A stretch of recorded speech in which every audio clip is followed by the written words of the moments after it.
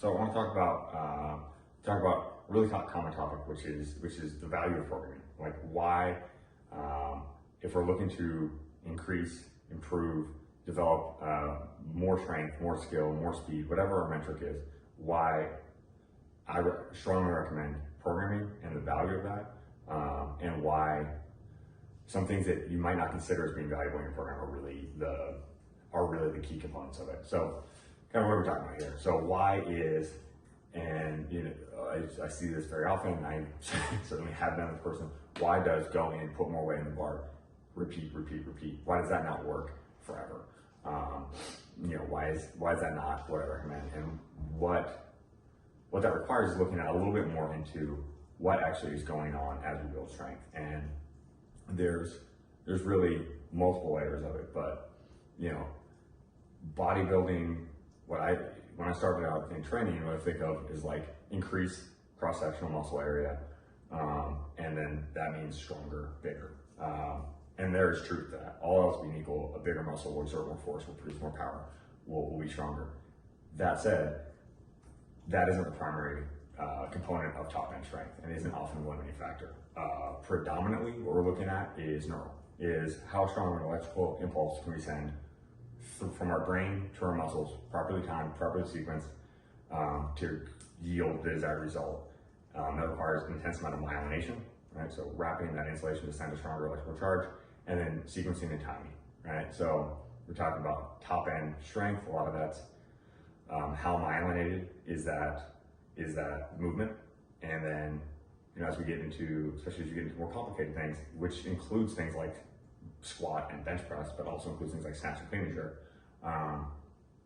How well can we sequence and chain those things together? And that requires a lot of skill development. So when we look at programming, right, we're talking about your program. There's a reason why you don't see go to max every day, go to top. Why it's not RPE 10 every single time, or 90, 99, 100, 101%. That'd be fucking awesome. But that's not how we develop those skills. So when we look at an athlete trying to get better at something, a lot of times they're trying to concurrently build various levels of skills. So they have some strength needs, they have some skill needs, they have recovery needs, they have mobility needs, and then like muscles and tendons and ligaments and all that shit needs to catch up, right? There's a lot going on there. And pursuing top intensity over and over and over again fails to address that wide breadth of needs. So when you look at a program, and this is really where it comes down to, a good program should include all that, right? Should have some strength, should have skill, technique, should have mobility, recovery, should have some conditioning to increase our work capacity so that we're able to train harder for longer over time. And coming and do what you feel like doesn't include any of that shit. At least for me. For me, coming and do shit just looks like I do the thing that I enjoy the most. So when you're looking at programming, a lot of the purpose of this is as intelligent, hardworking athletes, we want to get better so much faster.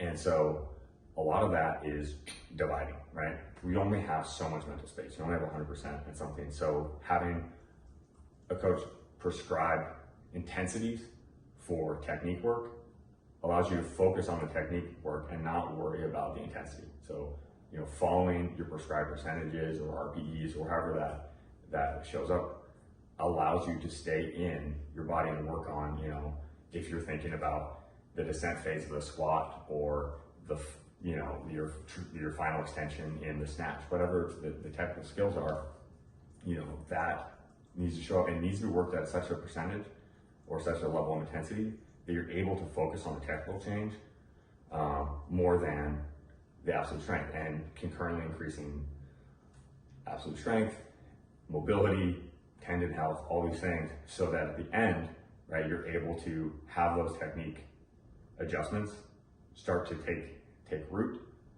combined with the strength, combined with the mobility, right? It all comes together in one package. But I find that it's really, really hard to do that on our own, because as athletes that want to get better, it's fucking hard to kind of take a step back and dedicate brain space to working on one thing at a time.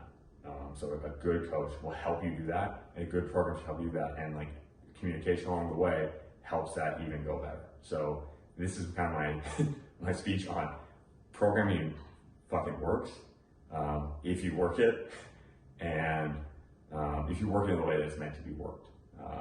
And not to say that you always do exactly what's written in your program. There's all sorts of cases under the sun, but communication, try the pieces that they're in there for a reason. If you don't know the reason, you should ask. Cool. Have fun. Happy training.